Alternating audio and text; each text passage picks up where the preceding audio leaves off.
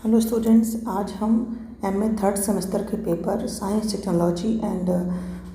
Medicine in colonial India पर हम बात करेंगे। तो science technology and colonial India पर जब बात हम करेंगे तो जो इसकी पहली यूनिट में टॉपिक है साइंस एंड सोसाइटी, इस पर जब हम चर्चा करेंगे तो हम पाते हैं कि ये जो इसका जो कंटेंट है साइंस टेक्नोलॉजी एंड मेडिसिन, ये इतिहास का जो हमने अब तक परंपरागत अध्ययन किया उससे सर्वथा कुछ नवीन बिंदुओं को अपने आप में ये समेटे हुआ है। तो ऐसे में भारतीय इतिहास के बारे में, इसकी वैज्ञानिक परंपराओं के बारे में, इसका वैज्ञानिक इतिहास क्या है विज्ञान के संदर्भ में, या इसकी आयुर्विज्ञान संबंधी परंपराएं क्या रही हैं, इन सब पर चर्चा करना थोड़ा सा हमारे लिए एकदम एक नवीन विषय बन जाता ये है।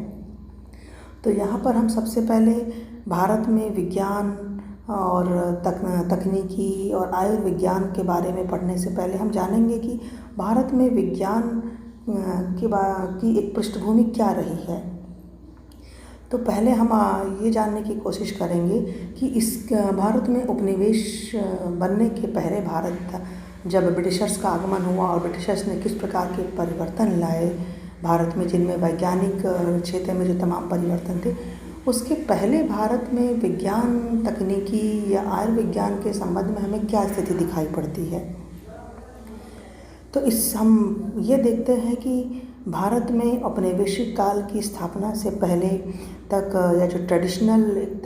जो इतिहास को पढ़ने लिखने की जो परंपरा रही है, हमने ये देखा है कि अब तक हम वैज्ञानिक घटनाओं को, चीज़ों को हमेशा से एक ऑब्जेक्टिव टाइप्स जो फैक्ट हैं उसके संदर्भ में पढ़ते रहे कि किस सन में किस वस्तु का या किस विज्ञान का आविष्कार हुआ, उसको किसने किया, या इस आविष्कार का क्या प्रयोग है। इस तरह हम उसको एक वस्तुनिष्ठ तथ्य के रूप में हम याद करते रहे ध्यान में रख कर के। लेकिन धीरे धीरे इस प्रकार की प्रवृत्ति ने जन्म लेना शुरू किया कि केवल विज्ञान तमाम सारे एक वैज्ञानिक तथ्यों को याद करने के लिए ही इतिहास उनका संकलन नहीं करता, बल्कि अब इस प्रकार की अब आवश्यकता है कि विज्ञान के इतिहास पर भी चर्चा की जाए और इतिहास अपने अध्ययन क्षेत्र में इसको भी समेटे कि विज्ञान का इतिहास क्या रहा, किस प्रकार इसका विकास किसी काल विशेष में हुआ। तो अब एक जो फैक्ट देखने का और फैक्ट को संकलित करने का, या घटनाओं या तिथियों को, वैज्ञानिक तिथियां, या इस तिथि को इस प्रकार का आविष्कार हुआ, किस देश में हुआ, किस वैज्ञानिक ने किया, इन सब से ऊपर उठ कर के अब इसकी जो विज्ञान की जो जांच पड़ताल है वो इस बात की तरफ अब की जाने लगी कि विज्ञान की सामाजिक संरचना कैसी रही, उस प्रकार किसी एक विशेष प्रकार की सामाजिक संरचना में विज्ञान किस प्रकार का आकार लेता है, या किसी प्रकार के जो कल्चरल प्रभुत्व है या परिवर्तन है, विज्ञान के साथ उसका क्या संबंध है, या समाज का विज्ञान के साथ क्या संबंध है। तो समाज के विज्ञान के संबंधों पर चर्चा जब हम करेंगे तो समाज के तमाम सारे पक्ष अपने आप ही हमारे सामने आ खड़े होते हैं कि उन पक्षों ने, समाज के जो पक्ष हैं, राजनीतिक, सामाजिक, आर्थिक, धार्मिक, सांस्कृतिक, ये सभी किस प्रकार से विज्ञान से जुड़े हो सकते हैं या किस प्रकार से विज्ञान इनको प्रभावित करता है। क्योंकि हम ये मानते हैं कि कोई भी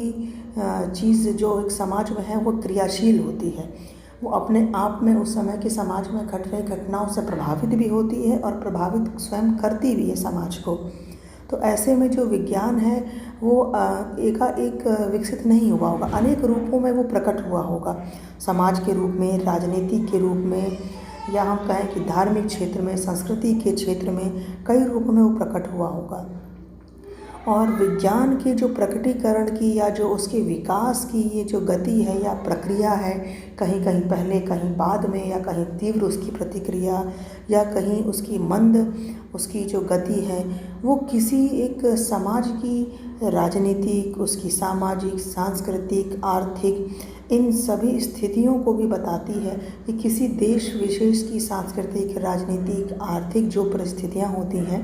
वो कैसे समाज के विकास को या विज्ञान के विकास को या विज्ञान की प्रक्रिया को, विज्ञान के विकास की गति को प्रभावित करती हैं।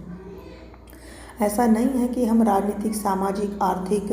इन सारे क्षेत्रों का अध्ययन केवल सत्ताओं के परिवर्तन या उस समय के व्यापार वाणिज्य के विकास के संदर्भ में ही करते हैं, बल्कि विज्ञान के विकास के लिए भी हमें उस काल विशेष की संस्कृति, राजनीति, अर्थव्यवस्था, संस्कृति, इन सभी तत्वों को हमें देखा जाना चाहिए कि इन सभी तत्वों ने किस प्रकार से विज्ञान को बढ़ावा देने में भूमिका निभाई या विज्ञान का पतन करने में भूमिका निभाई।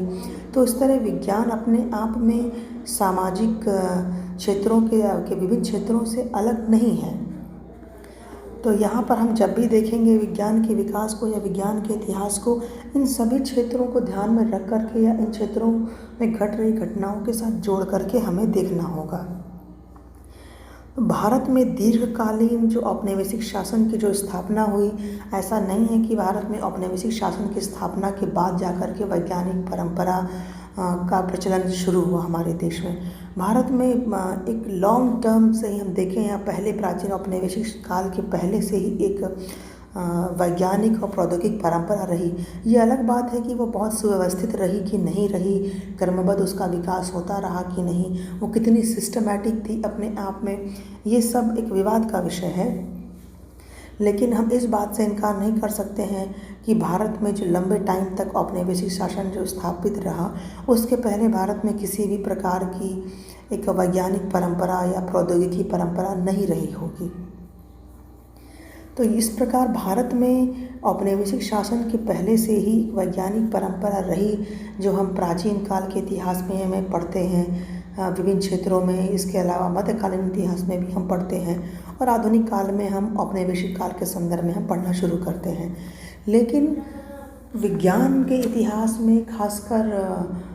भारत में अगर हम बात करें, भारत में विज्ञान के इतिहास के संदर्भ में, तो प्रायः हम देखते हैं कि विज्ञान को भारत में पश्चिमी जगत की देन के रूप में ही पढ़ाया जाता है या किताबों में इस प्रकार का उल्लेख मिलता है कि भारत में वैज्ञानिक परंपरा का प्रारंभ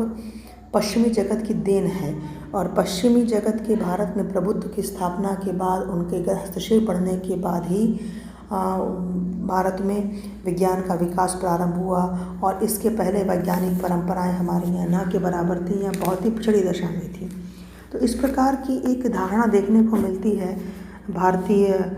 इतिहास में। जब हम पढ़ते हैं कि भारत में विज्ञान का इतिहास क्या है, तो भारतीय विज्ञान के इतिहास को पाश्चात्य विज्ञान के इतिहास से जोड़ करके देखा जाता है। लेकिन इस दृष्टिकोण को हम सही नहीं मान सकते हैं। और ख़ासकर 18वीं 19वीं शताब्दी और आरंभिक जो 20वीं शताब्दी है, यानी 18th 19th सेंचुरी और 20th सेंचुरी का जो स्टार्टिंग है, उसमें हम देखते हैं कि औपनिवेशिक जगत में विज्ञान के महत्व को समझने का गंभीर प्रयास किया गया। और औपनिवेशिक जगत में जब विज्ञान के महत्व को समझने का प्रयास किया गया, तो यानी औपनिवेशिक जगत के लिए विज्ञान का क्या महत्व, जिस पर हम आगे चर्चा करेंगे, तो एक बड़े पैमाने पर औपनिवेशिक जगत के विज्ञान को औपनिवेशिक सत्ता के साथ जोड़ने का प्रयास किया गया। और ये बताया गया कि औपनिवेशिक जगत के अपने वैज्ञानिक उनके कुछ उनके कारण रहे, जिसकी वजह से उन्होंने वैज्ञानिक अध्ययन को प्रोत्साहन दिया। तो ऐसे में हम देखते हैं कि भारत में जो विज्ञान का इतिहास है वो प्रायः साम्राज्यवाद के साथ जोड़ दिया जाता है, क्योंकि जब हम उपनिवेश काल के इतिहास का अध्ययन करते हैं तो अपने आप में उपनिवेश काल साम्राज्यवाद का दौर था उस समय वो। तो साम्राज्यवाद के इतिहास के साथ अभिन्न रूप से हम भारत के विज्ञान के इतिहास को जोड़ देते हैं। तो यहाँ भारतीय विज्ञान का इतिहास एक प्रकार से औपनिवेशिक काल के दौरान घटित होने वाले वैज्ञानिक विकास या साम्राज्यवाद के इतिहास के बीच स्थान पाता है। तो हमें सबसे पहले ये जानना चाहिए कि क्या इसका मतलब ये हुआ कि भारत में कोई वैज्ञानिक परंपराएं औपनिवेशिक काल की स्थापना से पहले थी ही नहीं। तो इस प्रश्न का उत्तर पाने के लिए हम थोड़ा पीछे जाएंगे। हम देखेंगे कि यदि प्राचीन काल की परंपराओं इतिहास का अध्ययन करेंगे, मध्यकाल का अध्ययन करेंगे, तो और बहुत सारी वैज्ञानिक परंपराएं हमें प्राचीन काल से ही दिखाई पड़ती हैं। तो ये मान लेना गलत होगा कि भारत में कोई एकल या कोई वैज्ञानिक परंपरा रही ही नहीं। वह भारत जो इतनी पुरानी सभ्यता वाला देश रहा, जहाँ पर इतनी विकसित सभ्यता सिंधु घाटी सभ्यता के बारे में हम पढ़ते हैं, चाहे उसका नगर नियोजन की बात करें या उसकी जल निकासी व्यवस्था की बात करें, ऐसे बहुत सारे पैटर्न हैं जिस पर हम आगे खुलकर चर्चा करेंगे। इन सब पर अगर हम देखें तो सिंधु घाटी सभ्यता को ही ले लें या उसके बाद आने वाले ईसा पूर्व और ईसा के पश्चात आने वाली सदियों को अगर हम देखें तो भारत के सदियों लंबे इतिहास में वैज्ञानिक परंपरा को हम पाते हैं। हम देखते हैं कि वैज्ञानिक परंपरा विद्यमान रही है और मौखिक और लिखित परंपराएं धीरे धीरे डेवलप होती रही इंडिया में। वैज्ञानिक जो इतिहास की परंपराएं, चाहे उसको सुन करके आगे बढ़ाया गया वैज्ञानिक परंपराओं को या लिख करके। और जैसा कि हम जानते हैं कि भारतीय इतिहास जो है विभिन्न प्रकार की विदेशी तत्वों के मिलन से निर्मित हुआ है। जब प्राचीन काल में हम पढ़ते हैं शक, कुषाण, हूण, यूनानी आए और किस प्रकार से इन विदेशी संस्कृतियों, विदेशी ताकतों के साथ जब हमारा संपर्क होता है तो उन्होंने भारत को विभिन्न क्षेत्रों में प्रभावित किया और भारतीय विशेषताओं से भी वो स्वयं प्रभावित भी हुए। तो उसमें हम एक वैज्ञानिक परंपरा को भी या वैज्ञानिक घटनाओं को भी हम पाते हैं कि वैज्ञानिक घटनाएं भी किस प्रकार से वैदेशिक तत्वों के मिलन के बाद घटित होती हैं। कैसे कुछ वैज्ञानिक तत्वों का प्रारंभ भारत में प्रारंभ होता है और किस प्रकार भारतीय विद्यमान वैज्ञानिक परंपराओं का लाभ विदेशी तत्वों को भी मिलता है। केवल राज्यों का आदान प्रदान या सत्ता परिवर्तन या वैवाहिक संबंधों को ही हम प्राचीन काल में विदेशी तत्वों के मिलन के दौरान नहीं पढ़ते हैं कि विदेशी सत्ता की स्थापना के बाद या विदेशी तत्वों के साथ किसी प्रकार की संधि के बाद भारतीय शासन में क्या परिवर्तन आया, बल्कि वैज्ञानिक परिवर्तनों को हमेशा से ही हम देखेंगे नज़रअंदाज किया गया। संभवतः यही कारण है कि भारतीय इतिहास को, भारतीय विज्ञान के इतिहास को औपनिवेशिक काल के विज्ञान के इतिहास के साथ जोड़ा जाता है। तो इस तरह हम देखते हैं कि भारतीय विज्ञान का जो इतिहास है वो देशी और विदेशी कहा जाए, भारतीय और वैदेशिक दोनों तत्वों के मिलन का परिणाम है और केवल एक प्योर तरह से देखा जाए तो भारतीय विरासत नहीं है, क्योंकि भारत स्वयं आज जो भारत का रूप है वो कंपोजिट कल्चर के रूप में वो निर्मित है भारत। तो उस कंपोजिट कल्चर से निकल करके वो विज्ञान आया है। इस अर्थ में विदेशी तत्वों का भी उस विज्ञान में कहीं ना कहीं सम्मिलन है।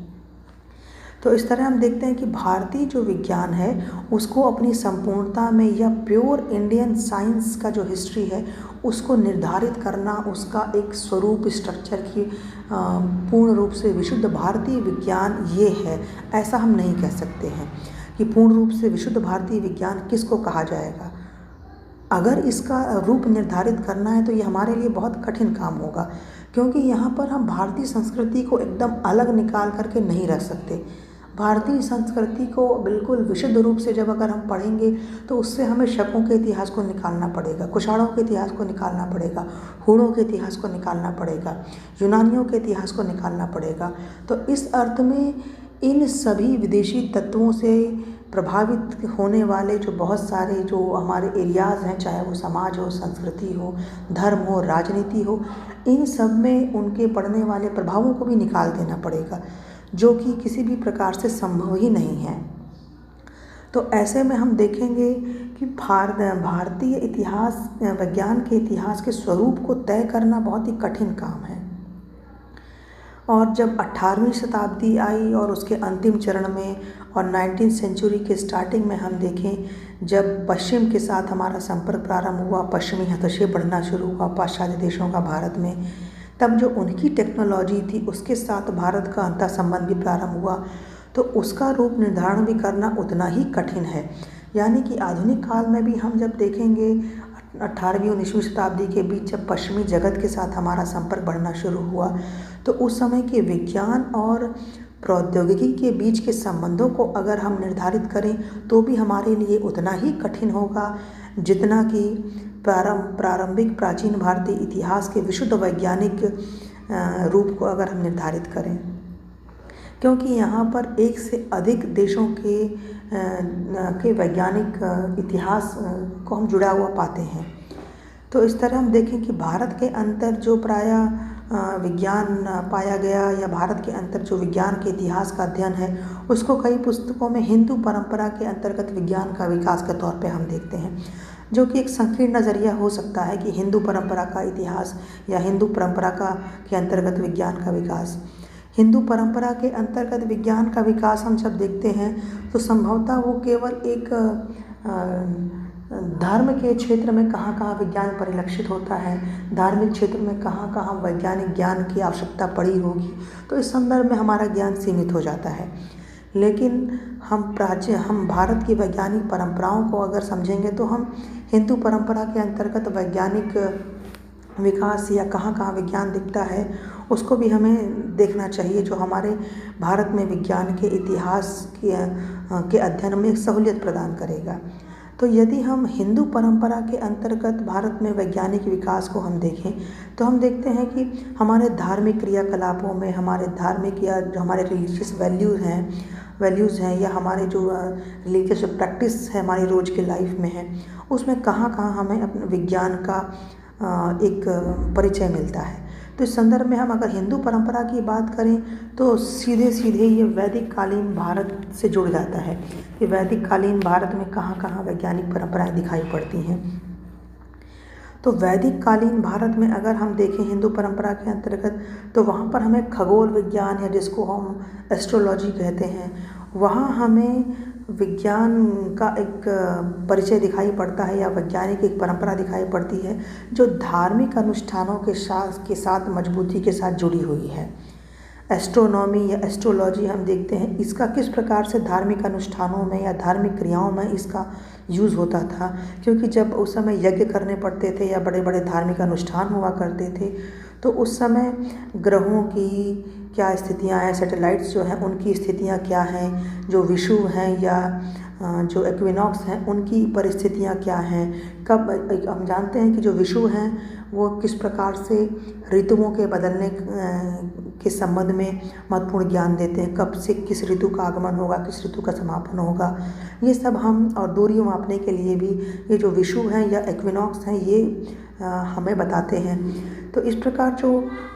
एस्ट्रोनॉमी का जो हम या एस्ट्रोलॉजी का जो उपयोग हम धार्मिक अनुष्ठानों में देखते हैं वो विषुव संक्रांतियों का ज्ञान देते हैं। तो इस तरह धार्मिक क्रियाओं में हम देखते हैं खगोल विज्ञान का कहाँ कहाँ उपयोग दिखाई पड़ता है। और इसके लिए धार्मिक अनुष्ठानों में जब एस्ट्रोलॉजी का उपयोग है, दखल है, तो इसका मतलब है कि धार्मिक अनुष्ठानों को संपन्न कराने के लिए जो भी उस समय के प्रतिनिधित्व करता है धार्मिक अनुष्ठानों का कर रहा होगा या इन कर्मकांडों को कराने वाला जो वर्ग होगा वो विषुव संक्रांतियों इन सब का या उपग्रहों की गति इन सब का कहीं ना कहीं वो जानकार व्यक्ति रहा होगा और इस संदर्भ में वो एस्ट्रोलॉजी का एक प्रकार से ज्ञान रखने वाला वो व्यक्ति है। तो ऐसे में प्राचीन काल में या वैदिक काल में हम देखेंगे कि खगोल विज्ञान के रूप में विज्ञान की एक शाखा का प्रयोग या परंपरा वहाँ पर हमें दिखाई पड़ती है। लेकिन वहीं अगर हम देखें कि उत्तर वैदिक काल जब आता है जहाँ पर समाज के अन्य क्षेत्र हास्य या गिरावट की तरफ दिखाई पड़ते हैं, तो उत्तर वैदिक काल या जिस बाद में हम देखें मध्य युग में तो जो एस्ट्रोलॉजी है या त्रिकोणमिति या जिसको ट्रिग्नोमेट्री कहते हैं या बीजगणित या जिसको अलजेब्रा है वो धीरे धीरे धार्मिक कर्मकांडों से अलग होने लगे। अभी तक हमने देखा कि वैदिक काल या हिंदू परंपरा के अंतर्गत जो वैदिक काल है उसमें खगोल विज्ञान का कहाँ कहाँ दखल है या खगोल विज्ञान किस प्रकार से जुड़ा हुआ है। लेकिन उत्तर वैदिक काल तक आते आते खगोल विज्ञान या त्रिकोणमिति या अलजेब्रा ये सब कर्मकांडों से धीरे धीरे वे अलग होने लगे। इनके साथ जुड़ाव हम कमज़ोर होता हुआ दिखते हैं। हालांकि बाद में सूर्य सिद्धांत नाम की एक रचना लिखी गई जो अपने आप में उस समय की बहुत महत्वपूर्ण रचना है और इसके जो कई चैप्टर्स हैं वो उपग्रहों की गति, सैटेलाइट्स की जो गति है वो उसकी स्थिति के बारे में बताते हैं, किस प्रकार से ग्रहण लगते हैं, सूर्य ग्रहण, चंद्र ग्रहण और उनका समय कब कब है, कैसे निर्धारण किया जाता है, कब कौन सा ग्रहण लगेगा, कितने वर्षों के अंतराल पे लगेगा, सूरज और चाँद कैसे उदित होते हैं, कैसे अस्त होते हैं और इस प्रकार इन सारी एस्ट्रोलॉजिकल जो घटनाएं हैं इसको बताते हैं जो सूर्य सिद्धांत में। इसका मतलब सूर्य सिद्धांत अपने आप में एस्ट्रोनॉमी के ऊपर लिखा गया एक महत्वपूर्ण ग्रंथ है तो अभी भी भले ही उत्तर वैदिक काल में एल्जेब्रा हो या ट्रिग्नोमेट्री हो या एस्ट्रोनॉमी हो, ये सभी धीरे धीरे धार्मिक कर्मकांडों से विमुख अलग होने लगे, लेकिन ऐसा नहीं है कि इस पर कोई काम नहीं हुआ। सूर्य सिद्धांत नामक रचना का होना ये बताता है कि इस पर भी अभी भी विज्ञान की इन सभी क्षेत्रों में कहीं ना कहीं कुछ काम हो रहा है। तो इस तरह बहुत से लोग भारत की जो प्राचीन एक संपन्न वैज्ञानिक परंपरा है इसको स्वीकार करते हैं और विभिन्न प्रकार की विविधता दिखाई पड़ रही है। कहीं पर इसकी गति विज्ञान के विकास की तीव्र दिख रही है, कहीं पर इसकी गति हास वाली है या गिरावट की दिखाई पड़ती है, लेकिन इसकी एक लॉन्ग टर्म की जो एक परंपरा विद्यमान है इससे मना नहीं करते हैं। भारत के बहुत से जो बौद्धिक वर्ग हैं उनका मानना है कि भारत में भले ही एक अपरिपक्व रूप में तो नहीं, लेकिन उनका मानना है कि बहुत परिपक्व रूप में बहुत विद्यमान रहा है ऐसा। तो इस अर्थ में इनका ये मानना है कि भारत में प्राचीन काल से हमारे यहाँ एक बहुत ही समृद्ध वैज्ञानिक परंपरा रही। इसकी जो एक पतनोन्मुखी अवस्था या गिरावट वाली हीन अवस्था दिखाई पड़ती है, वो इस पर मानने के लिए तैयार नहीं है। जो प्राचीन बौद्धिक वर्ग है या जो ओरिएंटलिस्ट कहा जाए, जिन्हें प्राच्यविद हैं, उनका मानना है कि भारत में वैज्ञानिक परंपरा रही है और बहुत ही रिच है ये वैज्ञानिक परंपरा। लेकिन बाद के कुछ वर्षों में हम देखेंगे कि या हाल के औपनिवेशिक शासन के समय में हम देखेंगे कि भारत की वैज्ञानिक परंपरा को हमेशा से कमतर करके दिखाने की परंपरा रही और हमेशा से औपनिवेशिक काल के बाद वैज्ञानिक परंपराओं को विकसित होने की बात कही गई। इसके पहले भारत में विज्ञान के संबंध में कोई डेवलपमेंट नहीं हुआ, ऐसा इस प्रकार का उदाहरण सेट करने की कोशिश की गई। तो इस अर्थ में हम देखेंगे कि भारत को वैज्ञानिक परंपराओं के मामले में माना गया कि बहुत ज़्यादा नहीं इसका विकास हुआ। लेकिन वहीं ये हम समझ सकते हैं कि साम्राज्यवादी इतिहास लेखन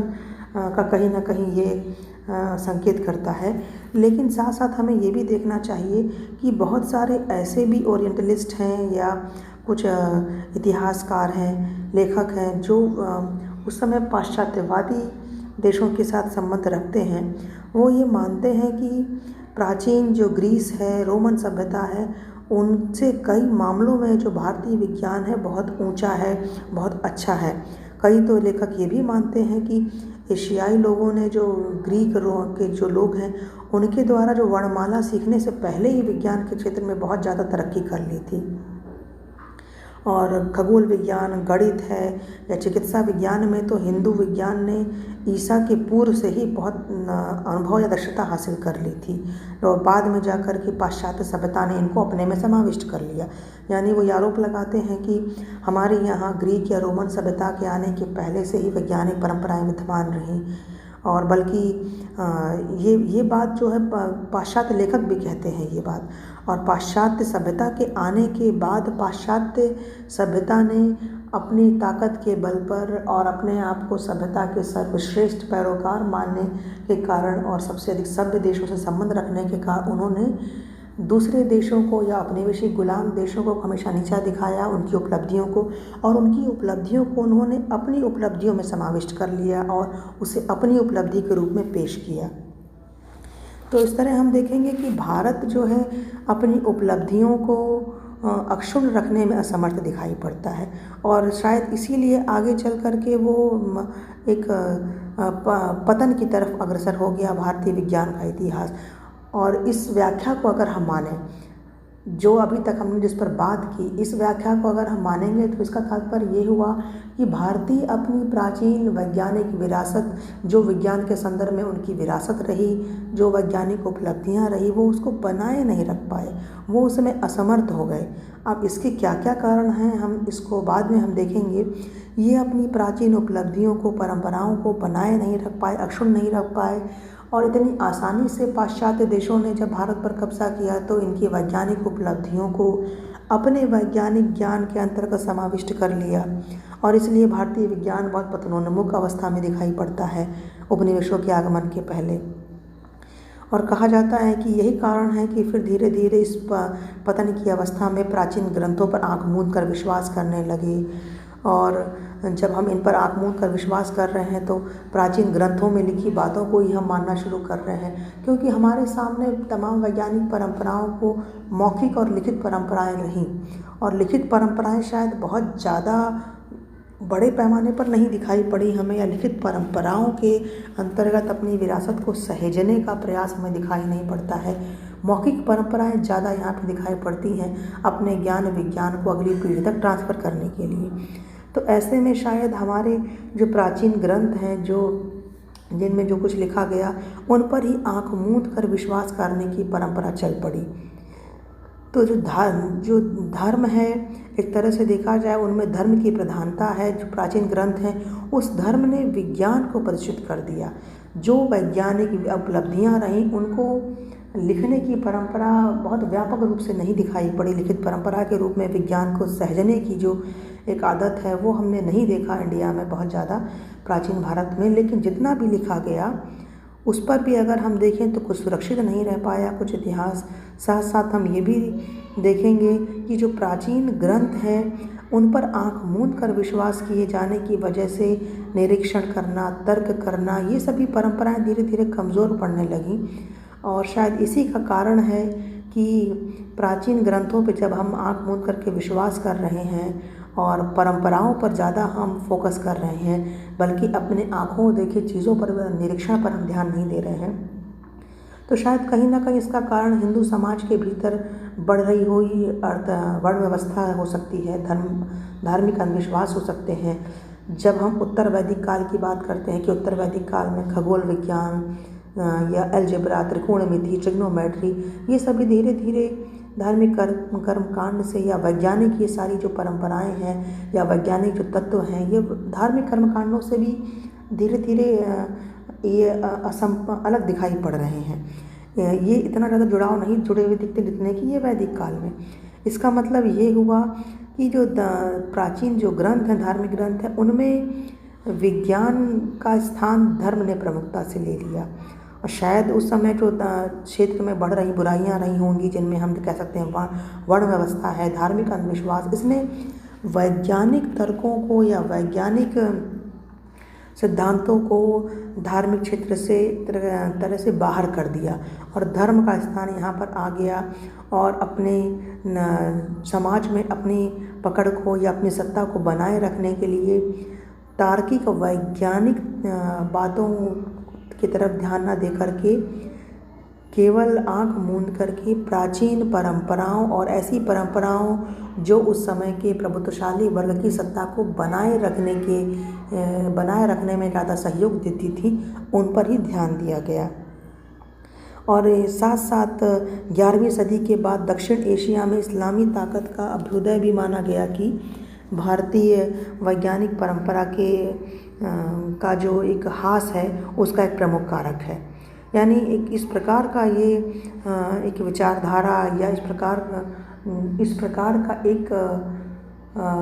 आर्ग्यूमेंट ये हम देखते हैं भारतीय विज्ञान के इतिहास के दौरान कि इन सब वजहों से उत्तर वैदिक काल में हम किस प्रकार से पूर्व में थोड़ा बहुत जो विज्ञान का विकास हमने देखा, वो किस प्रकार उत्तर वैदिक काल तक आते आते धर्म के साथ अलग दिखाई पड़ने लगता, धर्म से उतना जुड़ा दिखाई नहीं पड़ता है। साथ साथ 11वीं शताब्दी में दक्षिण एशिया में इस्लामी ताकतों के अभ्युदय को भी कारक माना गया कि इस्लामी ताकतों के आने की वजह से जो वैज्ञानिक और टेक्निकल जो हमारे यहाँ का कौशल है, थोड़ा बहुत तो वैज्ञानिक टेक्निकल कौशल को इस्लामी ताकतों ने भी बढ़ावा दिया या उसका समावेश कराया, लेकिन मुख्य रूप से प्राचीन सभ्यता के अवशेषों को विध्वंस कर दिया। ये एक आर्ग्यूमेंट देने की कोशिश करते हैं कि प्राचीन परंपराओं में उत्तर वैदिक काल में आने के बाद क्यों वैज्ञानिक परंपराएं लगभग नहीं दिखाई पड़ती हमें हैं। जैसा कि हमने कहा कि संभवतः एक ये भी पुस्तकों में उल्लेख मिलता है कि हिंदू समाज के भीतर बढ़ती वर्ण व्यवस्था या धार्मिक अंधविश्वास ने वैज्ञानिक परंपराओं का स्थान जो है धर्म ने प्रमुखता से ले लिया, ये वजह रही होगी। तो उसके स्थान पर एक काउंटर में एक ये भी आर्ग्यूमेंट आता है कि दक्षिण एशिया में इस्लामी परंपराओं ने प्राचीन जो हमारी वैज्ञानिक विरासत है उसको पूरी तरह से नष्ट कर दिया, विध्वंस कर दिया गया। और इस वजह से हमारा जो वैज्ञानिक इतिहास रहा वो नष्ट हो गया। इसी वजह से हमें नहीं मिलता है बाद के कालों में। और 1707 के बाद जब मुग़ल राज्य का पतन हो गया, भारत में तमाम सारे प्रतिद्वंदी विरोधी गुटों का उद्भव होने लगा और तमाम सारे छोटे छोटे क्षेत्रीय राज्यों में भारत जब बँट गया तो इसके वजह से बहुत बड़े पैमाने पर अराजकता, लॉ एंड ऑर्डर की स्थिति आई। तो उस युग में जो भारतीय विज्ञान है, प्रौद्योगिकी है, या आयुर्विज्ञान या चिकित्सा शास्त्र है, उसके विकास में एक प्रकार का एक गतिरोध, एक बाधा सामने दिखाई पड़ने लगी, जिस वजह से भारतीय विज्ञान, टेक्नोलॉजी या चिकित्सा शास्त्र के विकास को हम देखें वो उतना तेज़ी से नहीं हो पाया। और इनकी वजह से, इस अराजकता की वजह से गतिरोध और ह्रास जो है विज्ञान में वो सामने आया। और इस वजह से हम देखते हैं कि प्राचीन भारतीय इतिहास की जो वैज्ञानिक जो परंपरा है, किस प्रकार से वो कहाँ कहाँ पर हमें निम्नतम बिंदु पे दिखाई देती है। इसके लिए इन उपरोक्त कारणों को जिम्मेदार माना गया। तो कुल मिलाकर के हम देखें, ये जो प्राच्यविद हैं या जो ओरिएंटलिस्ट हैं, जो भारतीय ज्ञान विज्ञान के संबंध में जिन्होंने तो कई तरह के जो अभी आर्ग्यूमेंट जो दिए, जिस पर हमने अभी चर्चा की, कुल मिलाकर के इनका जो मत है उस ये 3 पक्ष निकल करके आते हैं। पहला पक्ष तो ये कि जो प्राचीन भारतीय सभ्यता है वो उसकी महत्वपूर्ण उपलब्धियां रही हैं, इसकी अपनी महत्वपूर्ण उपलब्धियां हैं। ऐसा नहीं है कि प्राचीन भारतीय इतिहास में कोई भी उपलब्धि, वैज्ञानिक उपलब्धि नहीं रही। प्राचीन भारतीय सभ्यता की अपनी उपलब्धियां हैं और वो भी बहुत महत्वपूर्ण उपलब्धियां हैं। दूसरा मत इनका ये ओरिएंटलिस्ट का है कि जो कुछ भी वैज्ञानिक इतिहास में हास दिखाई पड़ता हमें है, या वैज्ञानिक परंपराओं, वैज्ञानिक विकास में जो हास या कमियां दिखाई पड़ती हैं भारत में, वो मुस्लिम मध्य युग में या इस सभ्यता के आने के बाद दिखाई पड़ती हैं। मुस्लिम मध्य युग या मध्यकाल में ही भारतीय वैज्ञानिक परंपराओं में बाधा दिखाई पड़ती है और भारतीय विज्ञान की गति यहाँ से कुंद होने लगती है। तीसरा मत ये ओरिएंटलिस्ट का है, निकल कर आता है कि भारत में आधुनिक ब्रिटिश औपनिवेशिक काल का जो प्रबुद्ध शासन है या जो वैज्ञानिक जो प्रगति है, वो थोड़ा उसमें वैज्ञानिक आधुनिक ब्रिटिश औपनिवेशिक काल है, इनका जो शासन है, इन्होंने भी कहीं ना कहीं हमारी प्राचीन सभ्यता को थोड़ा नुकसान पहुंचाया है। और इनके आने से हमारे धर्म में तमाम प्रकार के चेंजेस करने पड़े, धर्म में तमाम प्रकार का चेंजेस आया और उसने भी हमारी धार्मिक परंपराओं को नष्ट किया। हालांकि वो ये भी मानते हैं कि ओरिएंटलिस्ट की ब्रिटिश औपनिवेशिक काल के शासन ने वैज्ञानिक प्रगति को भी यहाँ पर बढ़ावा दिया। तो इस तरह हम देखते हैं कि ओरिएंटलिस्ट भारत में वैज्ञानिक प्रगति या विकास के संदर्भ में ये 3 प्रकार के मत देते हैं।